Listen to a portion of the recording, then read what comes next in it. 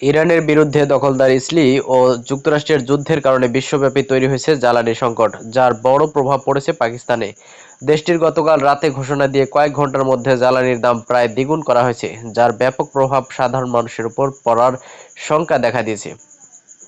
তো এমন পরিস্থিতিতে রাজধানী ইসলামাবাদে আগামী ৩০ দিনের জন্য সব গণপরিবহনের ভাড়া ফ্রি করে দিয়েছে পাকিস্তান সরকার। আজ শুক্রবার দেশটির স্বরাষ্ট্রমন্ত্রী Mohsin Naqvi micro blogging site এক্সে এই ব্যাপারে বলেছেন, প্রধানমন্ত্রী শেহবাজ শরীফের নির্দেশনায় আগামী ৩০ দিনের জন্য ইসলামাবাদের সব গণপরিবহনের ভাড়া ফ্রি থাকবে, যা কাল যা কাল শনিবার থেকে কার্যকর হবে। এজন্য স্বরাষ্ট্র মন্ত্রণালয় ৩৫০ মিলিয়ন রুপি ব্যয় বহন করবে।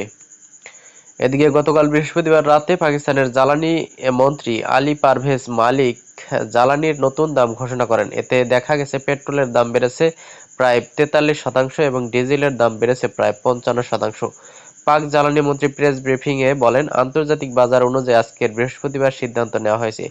দাম বাড়ায় এখন প্রতি লিটার পেট্রোল 480.40 রুপিতে, এদিকে $1.64 বিক্রি হবে, যা শুক্রবার থেকেই কার্যকর। অপরদিকে ডিজেলের ক্ষেত্রে, যেটি আমাদের শ্রমিক ও গণপরিবহনের জন্য অত্যন্ত গুরুত্বপূর্ণ, সেই ডিজেলের দাম নির্ধারণ করা হয়েছে প্রতি লিটার 520.25 রুপি, $1.86।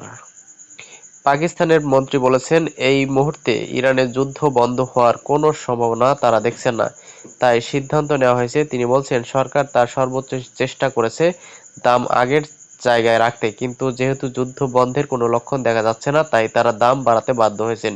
সূত্র আল জাজিরা ও রেডিও পাকিস্তান।